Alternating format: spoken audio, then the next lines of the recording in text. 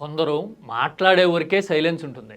ఒక్కసారి మాట్లాడడం మొదలుపెట్టారంటే సైలెన్స్ కాస్త ఛాలెంజ్గా మారుతుంది. సమాధానం చెప్పు దమ్ముంటే అని వెంటాడుతూ ఉంటుంది పరిస్థితి. డేటా సెంటర్ విషయంలో జగన్ ఆర్గ్యుమెంట్ చూసిన తర్వాత టీడీపీని, ప్రభుత్వాన్ని, టీడీపీ మీడియాని ఇలాంటి ఛాలెంజెస్ వెంటాడుతూ ఉండేసరికి సడన్ గా ఫంబుల్ అయిపోయి 2 లీకులు ఆల్రెడీ ఇచ్చేశారు. ఒకటి విశాఖలో వచ్చింది అదాని డేటా సెంటర్ అని టీడీపీని అఫీషియల్ గా ఒప్పుకోవడం అయితే, రెండోది 2019లోనే అదానితో చంద్రబాబు మాట్లాడేశారు డేటా సెంటర్ కోసం అని ఇప్పుడు చెప్తున్నారు. అదేంటి ఇప్పటి వరకు వచ్చింది గూగుల్ డేటా సెంటర్ అన్నారు కదా. జగన్ ఒకసారి మీడియా ముందు మాట్లాడేసరికి టీడీపీ ఇంత ఫంబుల్ ఎందుకు అవుతుంది? ఇందులో 4 ప్రధానమైన స్ట్రాంగెస్ట్ పిల్లర్ లాంటి ఇష్యూస్ ఉన్నాయి. అవేంటో డీటెయిల్డ్గా చూస్తే కనుక అసలు డేటా సెంటర్ తెచ్చింది ఎవరో, క్రెడిట్ చోరీ చేసింది ఎవరో, పిల్లి మొక్కలు పల్టీలు ఎట్ ఏ టైం కొడుతున్నది ఎవరో మనకు అర్థమైపోతుంది.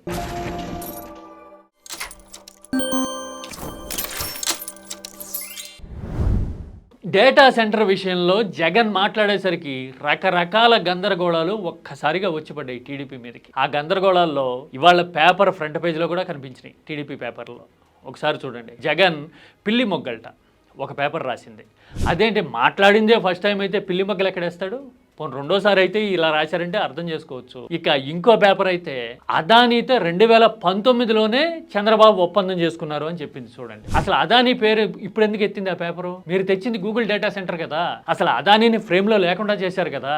అదానీ డేటా సెంటర్ అయ్యింది, గూగుల్ అందులో పార్ట్నర్ అయ్యింది అని చెప్పిన వాళ్ళ మీద విపరీతంగా దాడి చేశారు కదా 10 రోజుల నుంచి. మరి ఇప్పుడు అదానీ గురించి, అదానీతో చంద్రబాబు 2019లో సమావేశం అయ్యారని ఎందుకు రాశారు ఫ్రంట్ పేజ్లో? ఎందుకు అంటే జగన్ వైపు నుంచి 4 సాలిడ్ ఫ్యాక్ట్స్. అందులో మొదటిది 2022 ప్రాంతంలో అదానీకి గూగుల్కి మధ్య జరిగిన ఒప్పందం. టెక్నాలజీ విషయంలో, ఇన్ఫ్రా విషయంలో 2 సంస్థలు కోఆపరేట్ చేసుకోవాలి అని అసోసియేట్ అవ్వడం మొదలైంది. In October 2022, Google takes on lease 4.64 lakh square feet space at Adani data center in Noida.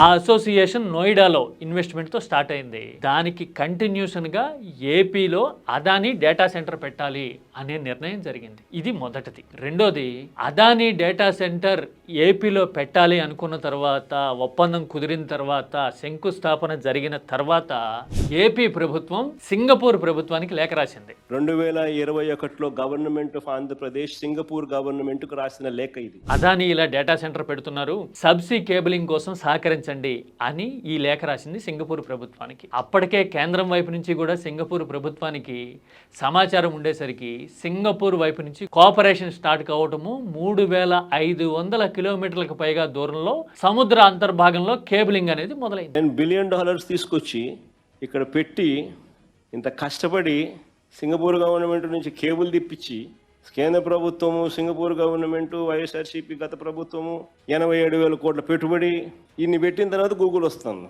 Credit అనేది ఎవరికి ఇవ్వాలా? ఇది రెండో ఫ్యాక్ట్. నిజం కదా. ఇక మూడోది ముఖ్యమైనది, గూగుల్ ప్రతినిధి ఏపీ ఐటీ సెక్రటరీకి రాసిన లేఖ. అలెగ్జాండర్ స్మిత్, గూగుల్ సంబంధించిన అలెగ్జాండర్ స్మిత్ మన భాస్కర్కి రాసిన లేఖ.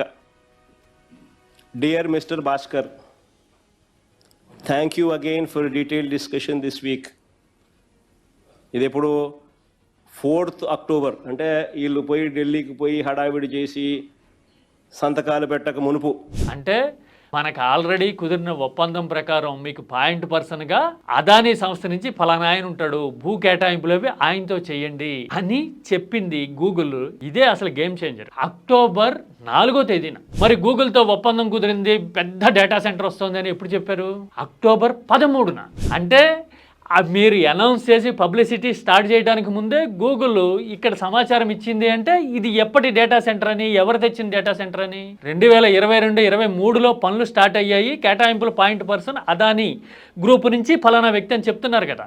అంటే ఇంతకంటే రుజువు ఏముంటుంది? ఇది కదా రుజువు అంటే. ఇలా రెడ్ హ్యాండెడ్గా క్రెడిట్ చోరీ విషయంలో దొరికిపోయేసరికి ఇప్పుడు ఫంబుల్ అయ్యే పరిస్థితి ఉంది. ఇవి 3 ఇష్యూస్ కదా. ఇక 4వది ముఖ్యమైనది సుందర్ పిచాయ్ గూగుల్ పెట్టుబడులు మోడీని చూసి పెడుతున్నాము, ఆంధ్రప్రదేశ్లో పెడుతున్నాము, వైజాగ్లో పెడుతున్నాము అని చెప్పారు తప్పితే చంద్రబాబు పేరు ప్రస్తావించట్లా. ఇది అసలు కారణం. ఇంతకంటే నిదర్శనాలు రుజువులు ఏముంటే ఈ 4 చూసిన తర్వాత జగన్ అసలు వాస్తవాల్ని కుండ బద్దలు కొట్టినట్టుగా ముక్కు మీద గుద్దినట్టుగా ప్రపంచం ముందుంచారు, మరో ఆర్గ్యుమెంట్కి అవకాశం లేకుండా చేశారు అని అర్థమవుతోంది. కానీ మీడియా కానీ టీడీపీ కానీ అంత తేలిగ్గా ఒప్పుకోవు కదా. అందుకోసమే అసలు 2019లోనే అదానీతో చంద్రబాబు సమావేశం అయిపోయారు, మాట్లాడేశారు అనే వాదనని తెర మీదకి తెచ్చారు. నేను ఇదే పాయింట్ మీద వారం రోజుల కిందట చేసిన వీడియోలోనే స్పష్టంగా చెప్పా. అదానీ చంద్రబాబుతో ఏం మాట్లాడారు, అదానీ స్క్రీన్ మీదకి రాకుండా ఫ్రేమ్లోకి రాకుండా గూగుల్ డేటా సెంటర్ వచ్చింది అని ఎందుకు చెప్పారు అనే వివరాలన్నీ ఇందులో ఉన్నాయి.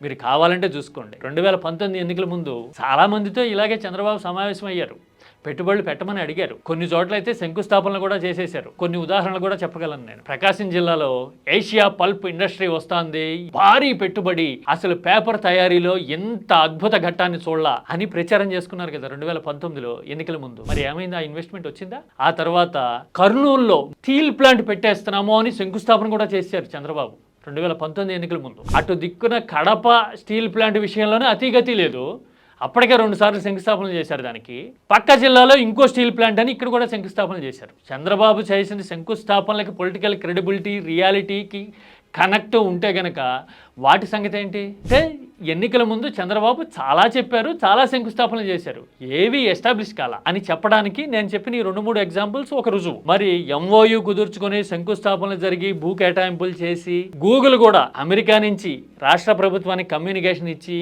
ఆ ఒప్పందానికి కట్టుబడి ఇదంతా జరుగుతోందని చెప్పిన తర్వాత కూడా అసలు డేటా సెంటర్ మేమే తెచ్చాము అని ఇప్పటికీ చెప్పాలి అని అనుకోవడం చూస్తూ ఉంటే మన ఆలోచనకి సంబంధించిన విషయం కదా. ఆంధ్రులకి ఆలోచన ఉంటుంది. అందుకోసమే ఈ 4 ఫ్యాక్ట్స్తో వాస్తవాలు అర్థమవుతూ ఉన్నాయి. డేటా సెంటర్ విషయంలో నిజాలు నిలబడుతున్నాయి.